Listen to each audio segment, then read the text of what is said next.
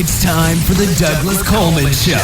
Mr. Smooth and Savvy is joined by guests from all walks of life, from the entertainment industry to authors to political and social commentators, the famous and not so famous, the controversial and the light and fluffy.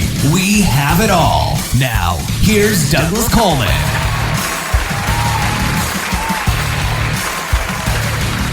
Well, hello there. How are you? Welcome to the Douglas Coleman Show. It's me, Douglas Coleman. How are you? We've got two guests today. First one up is LeAnn Hull.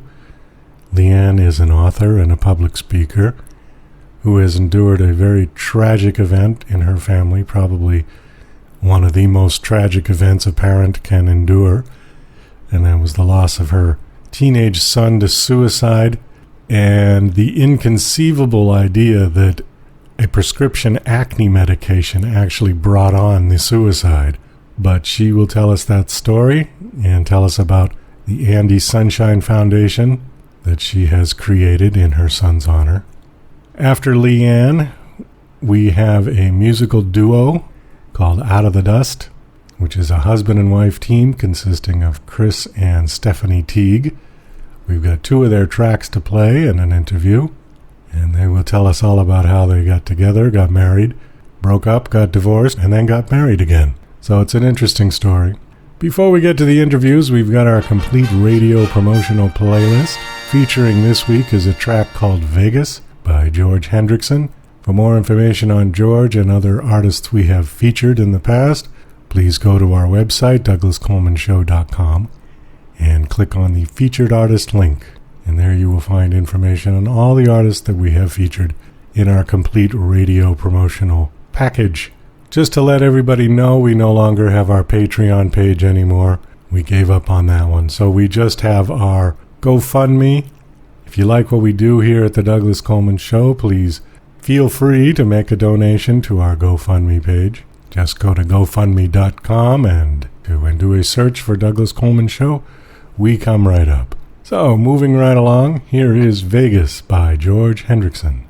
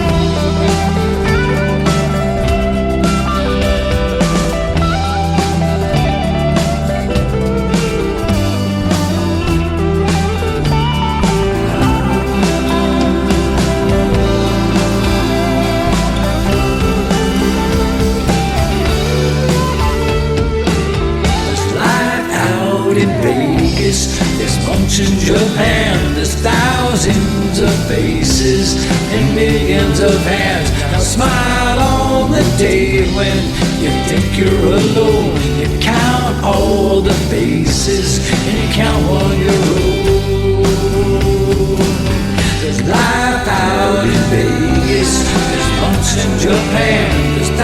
thousands of faces and millions of hands. Now smile on the day when you think you're alone. You count all the faces and you count on your own.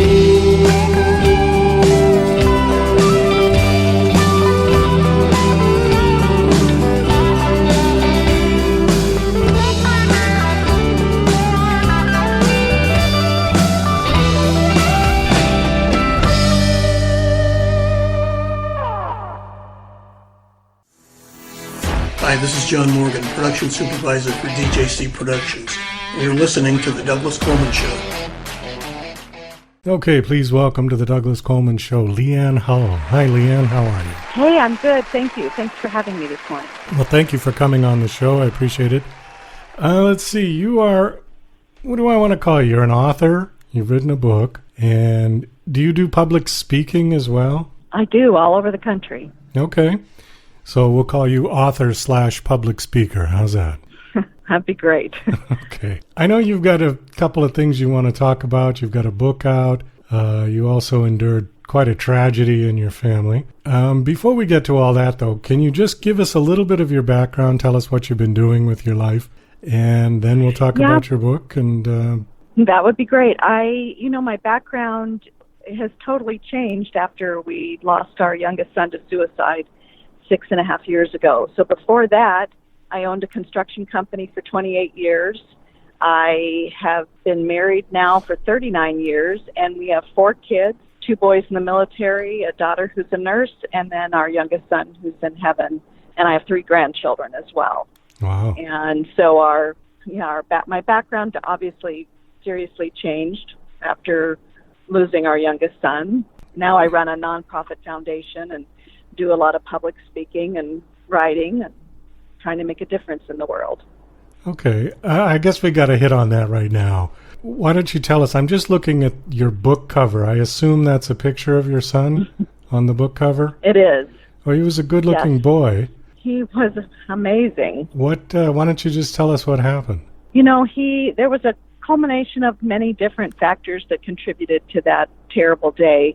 But ultimately, it was reported to the FDA that the Accutane that Andy was taking, which is a prescription drug for acne, was the cause of his suicide. It had affected his frontal lobe, which is where the clear thinking is.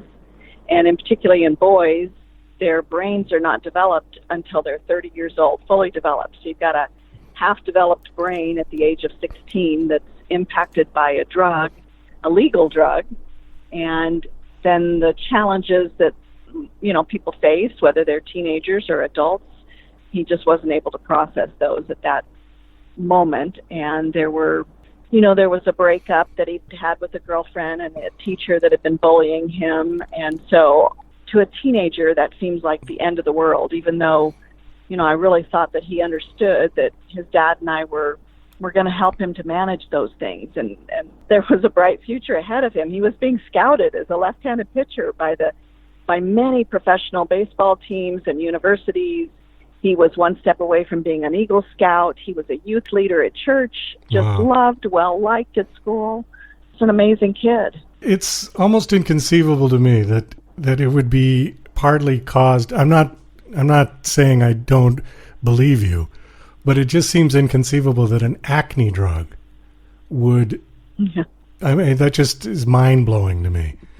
Has that been... Well, I signed the waiver that said suicide, psychosis, and depression. When we went to get the prescription with the dermatologist, he had tried other alternatives for 2 years, and nothing was working. And so this was the next choice, and the warning, there was a pamphlet that I had to sign that said suicide, psychosis, and depression are potential side effects. And I signed it without hesitation because I really thought that pertained to somebody else's kid who was already predisposed to depression, or maybe someone who, wasn't so involved. But Andy and I were extremely close, and, I thought I would be able to, it just never even occurred to me, honestly. Yeah, it's really hard to believe because now, what is the status of this drug now? Is it off the market or is it still available? It is still available. It's only distributed now in generic form because the Supreme Court has banned any lawsuits against generic drug manufacturers. So that drug Acne, and Andy was actually on 2 different generic forms. And there are lots of cases of suicide against this drug, lots of cases of Crohn's disease. So, I tell everyone that when you're looking at any drug you take, those warnings are on there because they affected somebody. And to personalize it, I never thought, it was the dermatologist who told me after Andy passed. He called me and he said, "I just want you to know, LeAnn, how devastated I am. Andy was the most well-adjusted kid I've ever met, and I've reported it to the FDA that the Accutane caused Andy's suicide." And I was, I'd already been devastated by the loss of my son, and now I felt like just a terrible parent after that. Huh. That's just heartbreaking. It's unbelievable. Yeah. Now, I know this is going to sound silly, but how well does it work on the acne? I mean, did it cure his acne? Amazing. Yeah? Amazing. Yeah. Yeah, I mean, within a month, his face was clear. His back was clear. That's what everybody will tell you, is that the benefits supersede the contradictions. And that's how we judge our drugs these days, any of the pharmaceutical companies. If you listen to the warnings on TV, every drug that's out there, the warning labels are so long. We've become immune to them because we just don't think we think we'll be able to manage them or detect them if it does happen to us. Well, yeah, some of those drugs, depending on what it is, but the ones that have particularly long warnings are like weight loss drugs, things like that. And, heart palpitations, cardiac arrest. I mean, all these things that, you wonder why people would want to take it. But apparently it's a very small percentage of people that it affects that way. How many people that have taken that drug have actually committed suicide? Do you know any statistics on it? I don't know any statistics. I know there's enough that it was taken off. It's no longer distributed as Accutane, so that tells you something. Yeah. So other than the drug, I mean, he really had no serious issues with anything else. I mean, okay, breaking up with a girlfriend and stuff, but I mean, every kid goes through that. Right. I mean, this is a happy kid. His nickname, the reason our foundation's name is Andy Hull Sunshine Foundation, because his nickname was Sunshine. This was a really well-adjusted young man. This was just 4 months before he passed that he started taking this drug. So it was a really drastic change in him, loss of memory. I can look back now, and of course, hindsight is 20/20, and see the things that were happening to him. But I just didn't link them to that drug, and I certainly didn't link them to the possibility that he was going to harm himself. So because he's our 4th kid, we've lived through this before with other kids, so. So did he start, I mean, like you said, hindsight is 20/20, but I mean, did he start exhibiting signs of like getting very dark moods and things like that? No? No. This is what's so interesting, is that's unfortunately what everybody thinks that is the typical candidate for suicide. And I can tell you, because I work with so many parents now who've lost kids to suicide, and the descriptions of their children are very much like Andy. And that's the problem, is we're trying to pigeonhole suicide candidates into this one type of bracket, that they're dark or depressed or playing video games. And these are high-achieving, high-performing young adults and people in our society that are, leaving us this way. So we need to recognize, I mean, just look at Anthony Bourdain, Kate Spade, Robin Williams. Were those dark, brooding people? Yeah. No, neither was Andy. And that's the reason for the title of the book, because after Andy died, that's all I wanted to do. And I didn't understand the precariousness of suicide until I had felt like wanting to complete it myself. And I have other children. I have grandchildren. I'm a happy person. I'm a well-adjusted person, educated, involved. So to recognize that every day I wanted to end my life and would actually walk up to the brink of it several times. And in those moments, those impulsive moments that were triggered by something that happened that day, not long-term depression, nothing, but impulsive moments where I felt like I didn't have the tools to cope with the pain. And I just wanted the pain to go away. I didn't want to hurt anybody, and I didn't care about anybody else. I didn't care about my other kids. I didn't care about my grandkids. None of those made a difference. I just wanted the pain to stop. That's it. That's why the title of the book. Tell us a little about the book. What can somebody expect when they read that? The book is designed for anybody. It's not about suicide, and it's not about suicide prevention. It could be your life trauma or challenge could be a divorce, a bankruptcy, being fired from your job, an infidelity, whatever that is that drops you to your knees and makes you feel like you don't have any hope. So I didn't begin writing this book until about 3 years after Andy passed, and wanted to chronicle the tools that I used to recreate a life where I did want to live, where I would feel joy and love and be able to be a thriving, contributing person in society. And that is what the book is about, is really finding hope in the midst of hopelessness. And of course, it chronicles the first 18 months after Andy passed, but it chronicles what are the steps, what are the things that I did to get up off the concrete, not just physically, but emotionally as well. So what was the point? Tell me about the point where you turned it around, where you said, I'm going to get up and I'm going to live and I'm going to be doing something positive and not feeling like this.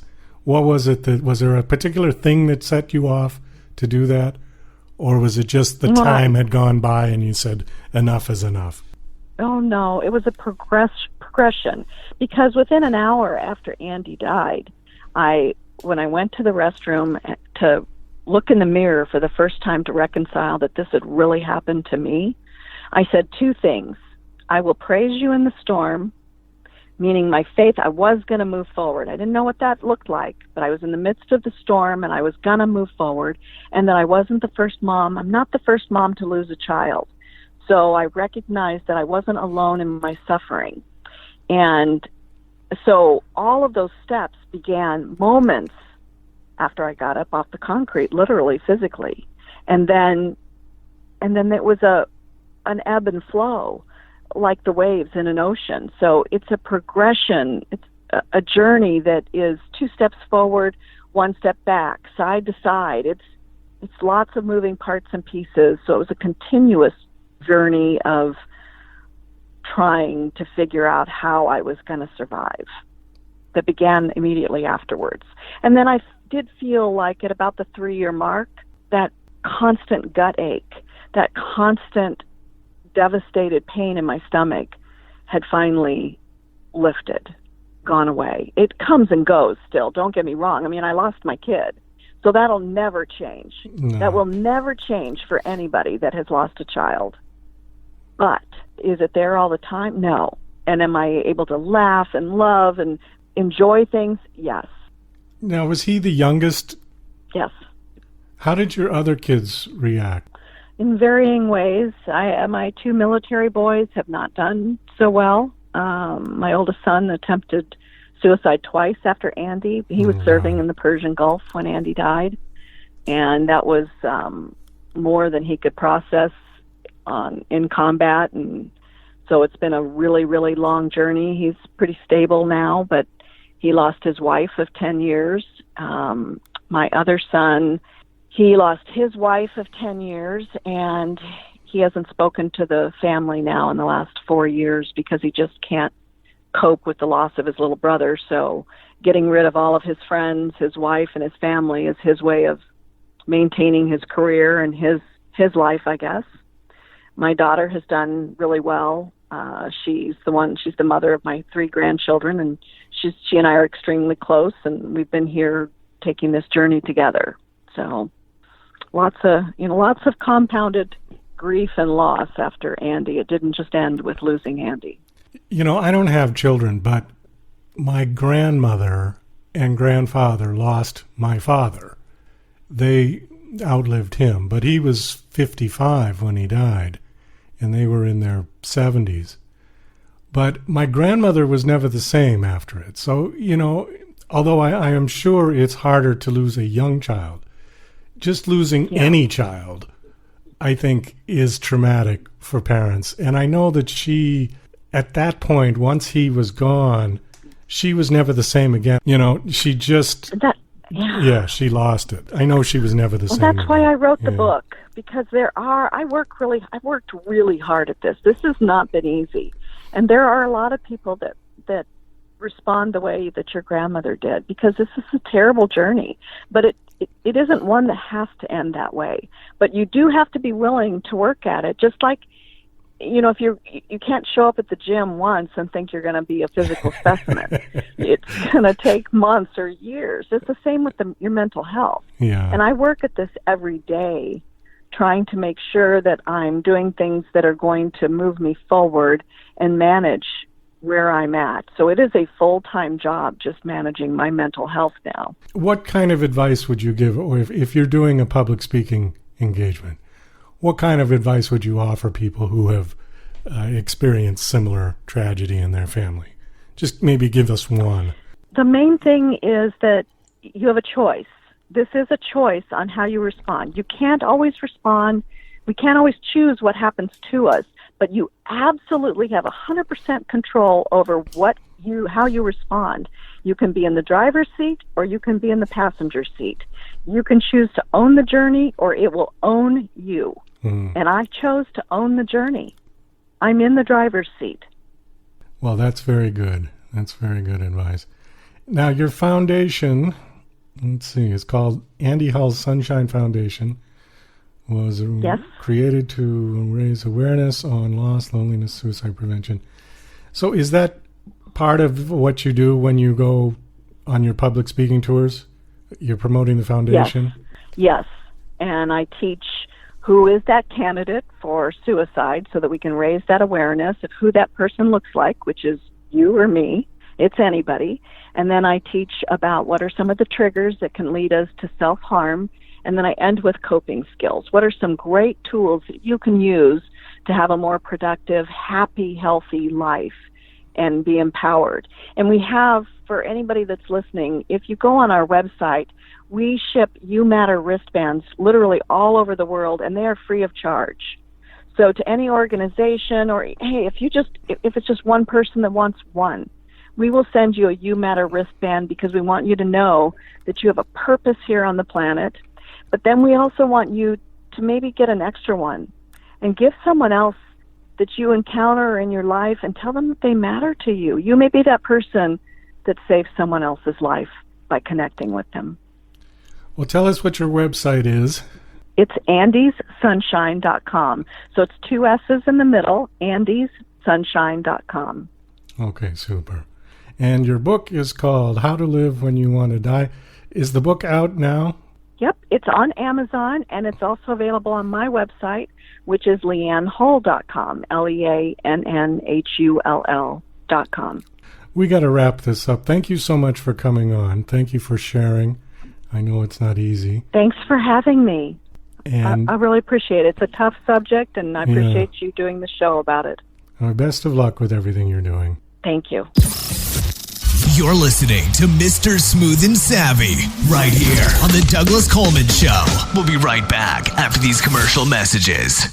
Since the dawn of man, storytelling has held the power to rewrite history and shape our future. That power has too often been used to manipulate us and prey on our sons and daughters with impunity. Teenagers, lured by the siren's call of Hollywood dreams, are pitted against each other and told, if you won't do it, there's 1,000 more arriving tomorrow who will. The time has come to end this race to the bottom. Secrecy and silence no longer need to be the price for success. Technology, laws, and culture have culminated in a moment of opportunity where disruption is not just possible, but inevitable. Gratwick was established to be a turnkey studio capable of supporting local artists without luring them away. To remain accountable at all times, it will be owned and operated by the audience and the artists. Own a piece of a new, transparent Hollywood where you hold influence over what gets funded, who gets cast, and what charities we support. Visit Gratwick Productions on StartEngine.com today and take ownership over who has the power to entertain you.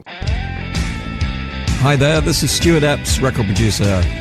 This is my story about Elton John, working with him in those early years, going back to 1967 at Dick James, all the amazing tours, those first recordings, going through to Rocket Records, and it's an amazing story about his incredible rise to stardom and my part in that. So look forward to taking you on that journey. So here we go.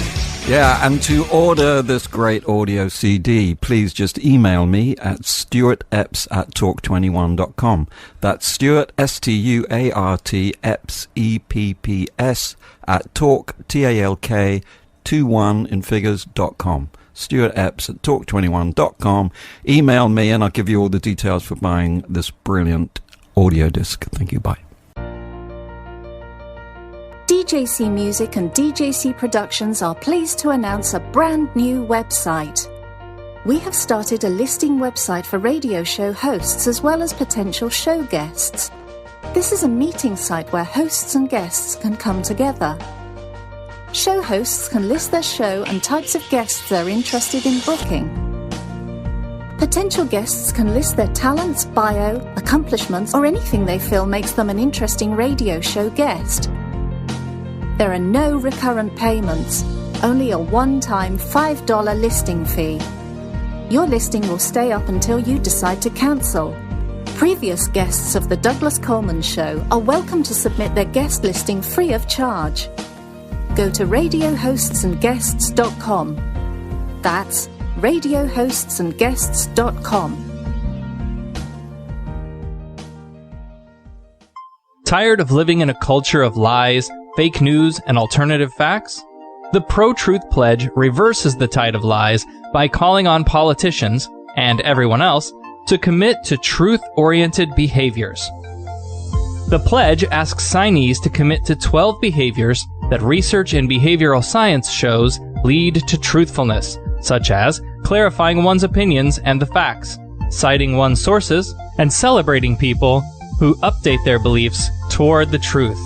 Private citizens who sign the pledge get the benefit of contributing to a more truth-oriented society. Public figures get more substantive rewards for signing the pledge in the form of positive media and public recognition. The pledge crowdsources the truth by asking volunteers to evaluate the statements of public figures who sign the pledge.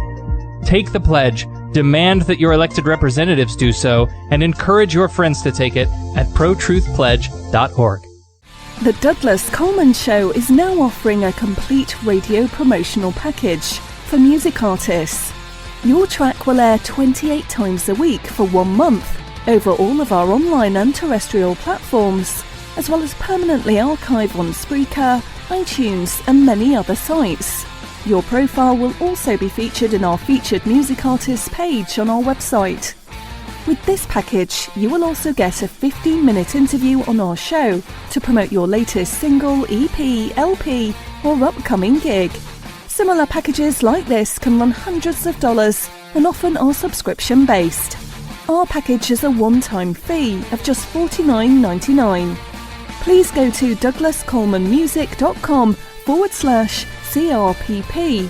That's douglascolemanmusic.com/CRPP for complete details. Let's work together to get your music heard. Are you an independent musician? How would you like to have your songs played on hundreds of radio stations just like the one you're listening to right now?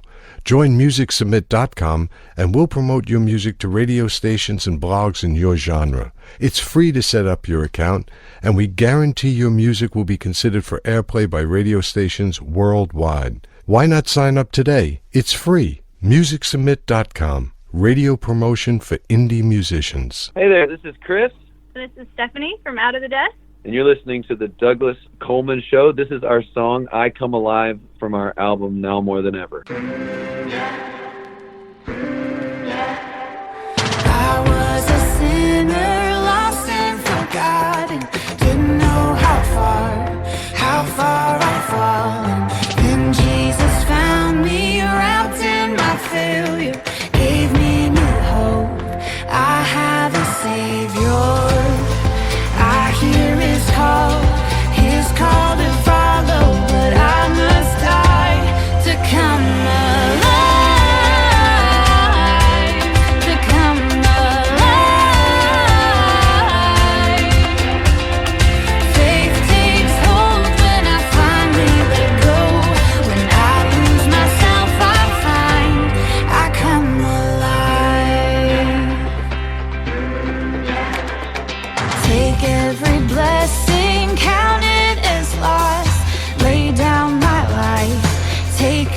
his cross, sharing his suffering, dying his death, wake to his life, living his fullness. Small is the gate, narrow the path that we enter by, to come alive, to come alive. Faith takes hold when I finally let go. When I lose myself, I find I come alive. His calling bids me come and die. His spirit raises me to life. His calling bids me come and die. His spirit raises me to life.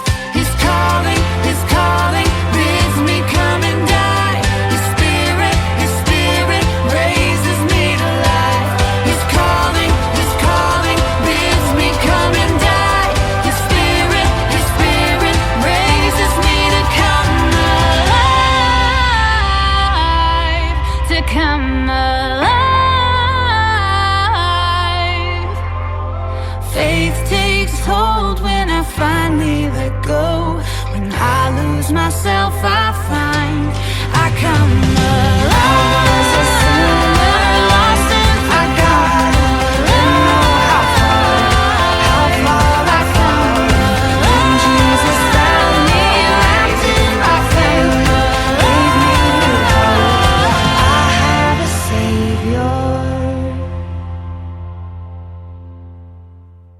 Okay, please welcome to the Douglas Coleman Show, Chris and Stephanie Teague from the duo Out of the Dust. How are you guys? Hey, how's it going, Douglas? Doing very well, thank you very much.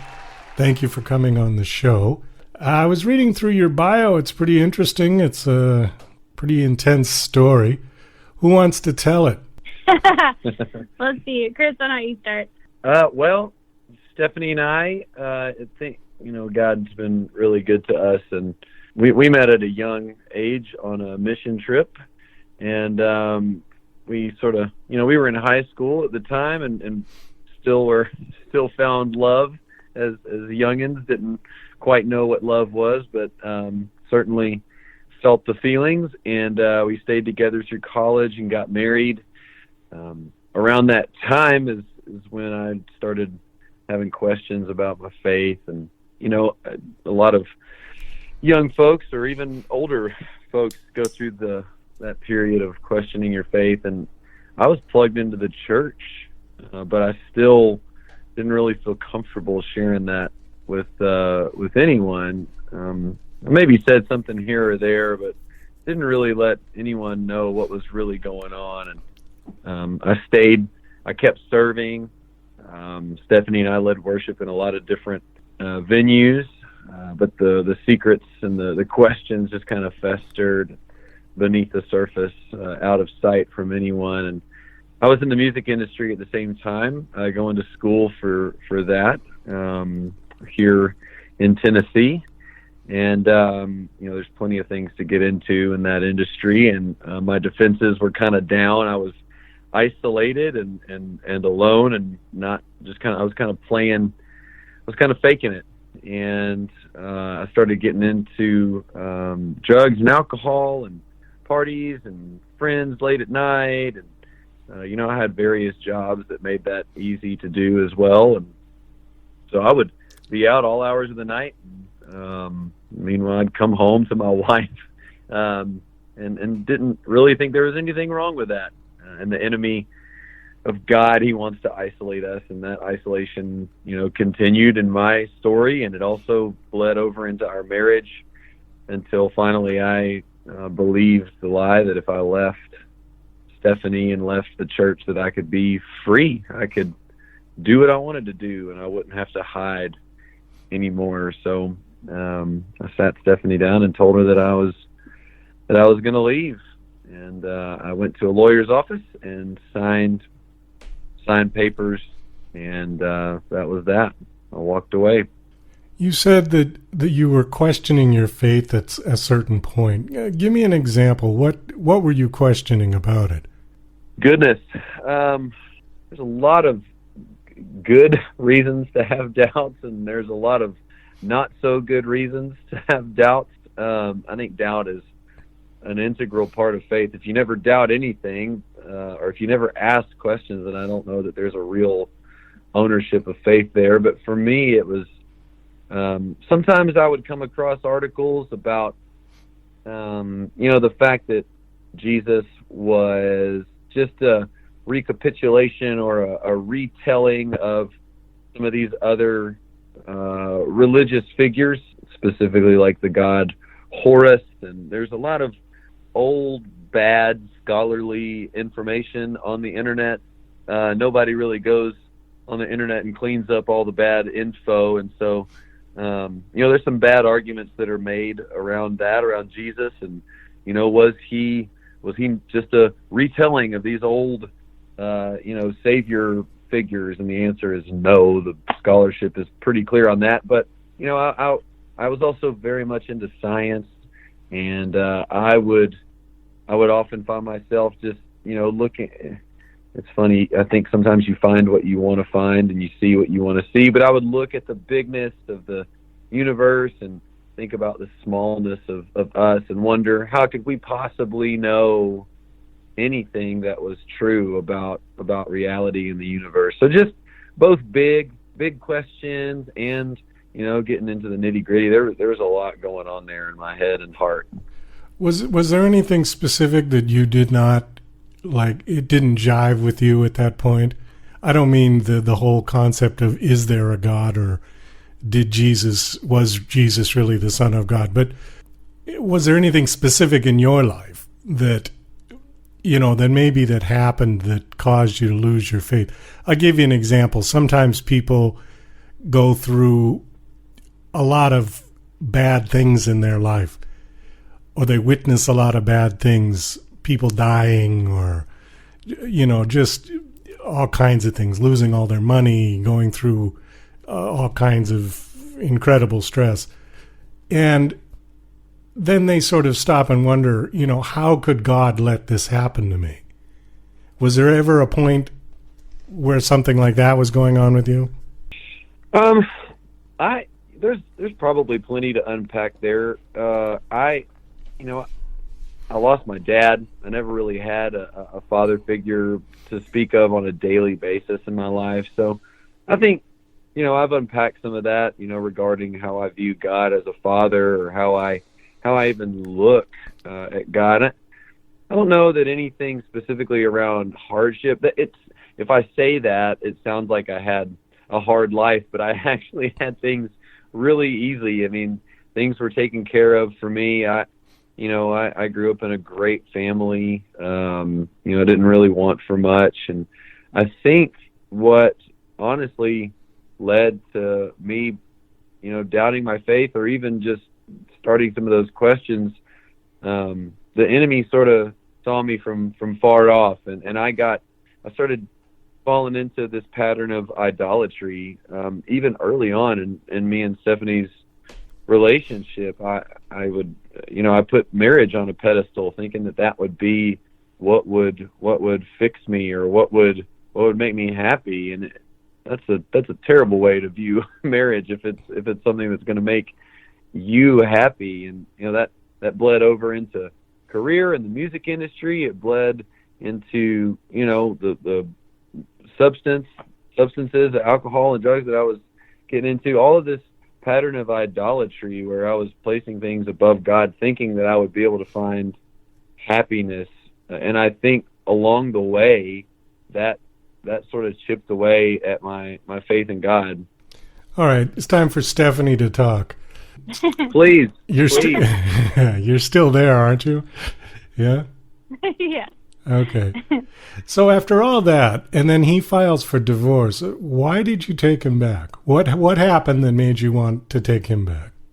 Well, so all this was in 2010.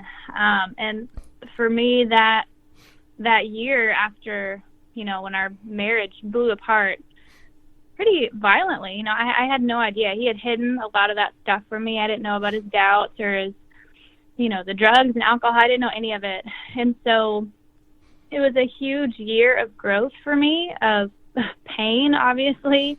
But it was in that pain and in just the unknown and the lack of control of my life that I think, saw God's heart for us more than I'd ever seen, and kind of realigned where my identity was. You know, it wasn't in being the good Christian girl, the part that I was so good at playing. You know, it was in being a daughter of the King, and he worked on a lot of stuff in my life. You know, Chris's sin was very obvious, and everybody could see it, and it was really easy to play the righteous one on my side, but God very graciously showed me that, you know, I had sin too, that I wasn't righteous, that my sin was just easier to hide, you know, heart things like pride and self-righteousness and all of that. So over the course of that year, I felt like I'd finally gotten to the place where I believed that Chris would come back to the Lord, but I didn't think that I would be involved. And, of course, at that point is when Chris reached out to talk for the first time. It had been several months since the divorce. We hadn't been talking at all. And we ended up getting together for a couple of hours, just swapping stories of what God had done in our lives that year. And I had seen a new man. Like, you know, as Scripture says, I had seen a new creation in him that night. And I had forgiven him, but trust takes time.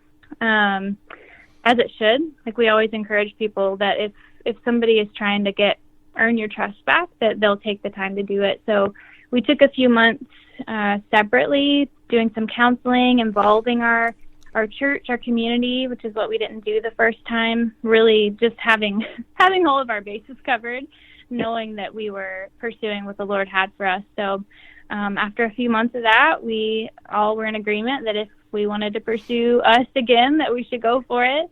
So we went on our second first date, and then within a few months we're remarried. So it was all a little over a year, I guess, from the point our marriage blew apart to when we got remarried. Oh, that's not all that long. So you guys separated, divorced, and remarried within 1 year? A little over a year. Okay. Were you doing music this whole time or no? Chris he was dabbling in the singer-songwriter thing. He had some buddies he'd play around with a little bit in Nashville, but we led worship together, but that was about it. I loved music and I loved singing, but I never desired or cared to really do anything beyond, like, you know, singing some harmony in the background or whatever. It was never something I saw myself doing, but it wasn't until the Lord brought us back together that things kept happening and opportunities to tell our story, and God really made it clear that doing music together was going to be a platform that we could use to tell the story. So once you got back together, then you were the duo. Is that correct? Yeah, I guess it was maybe a year or so after we had been remarried, and we had done a couple of things, and we had gone to a conference and ended up, even though we were told not to share before we sang, we shared our story really quick before we sang. And at the end, we had a girl coming up to us crying because she was going through a similar thing with her husband. And that was really the clincher for us to know that we should use music to get the story out there of God's redemption and hope. So we decided to try to write together, which we had never done before, and it just kind of worked. Your new single is Now More Than Ever? Yes. It is. It is, okay. Because I want to play it since we've got you on here. Can you just tell us a little bit of the story, and then we'll play it, and then we'll come back to you? Sure. Yeah. So this was the first song that we wrote as the batch of songs for this album. And it kind of just, funny enough, turned into kind of a theme for the whole record. But this song is kind of lessons learned, what we know love to be now. You know, I'd mentioned that we didn't really know what we were doing. We didn't know what love was, and after going through what we've been through, it can really kind of open your eyes to what the power of marriage is. It's for a believer, it's a reflection of God's heart to the world. You know, our covenant as husband and wife reflects God's loving covenant with the world. So, okay, This is Now More Than Ever by Out of the Dust.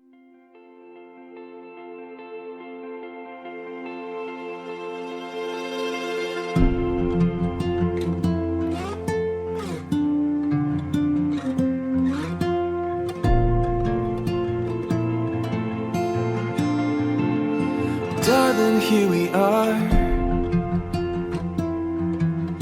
You know every strength and every scar. You see in every part. Still we hold this vow. We'll keep it even when we don't know how. Somehow we'll figure out. Love will keep us tethered. So let it be the song we sing together. Now more than ever, feelings change, but that's when love will sing. Now more than ever, write it on my heart, for when it's hard and we forget, through joy and pain, love will whisper, now more than ever.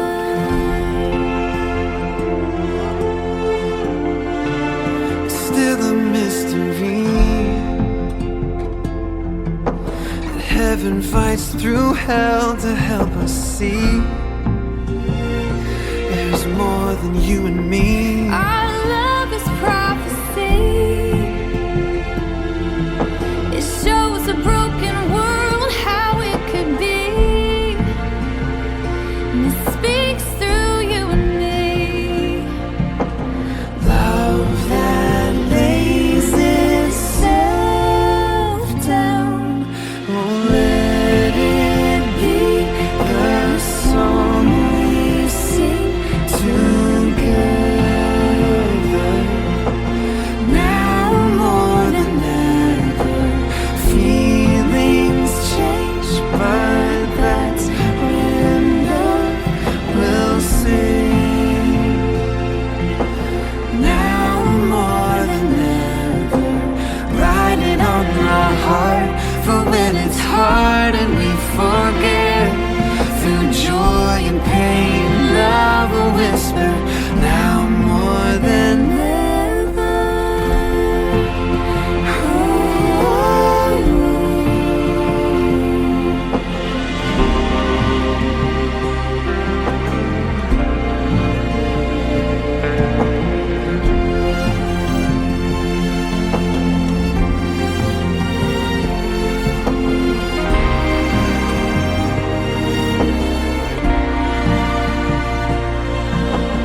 Promise me forever,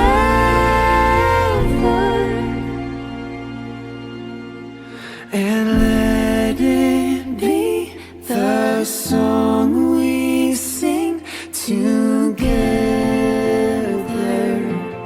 Now more than ever, feelings will change, but that's when love will sing.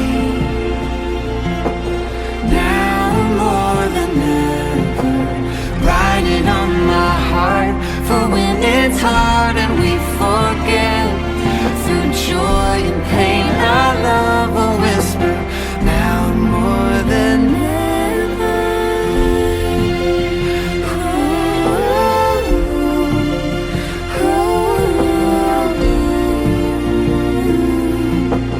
Now more than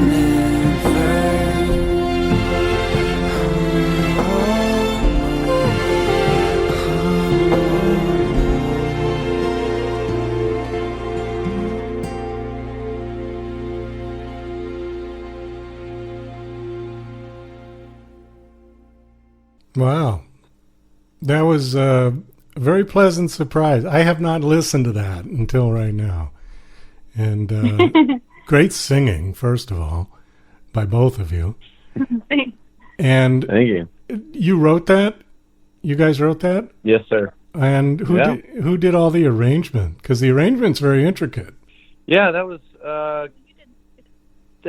guitar, and I write on the guitar. So a lot of that stuff, we didn't arrange strings. We hired someone to do that for us. Our producer, Kyle Cummings, he had a huge hand in how it turned out.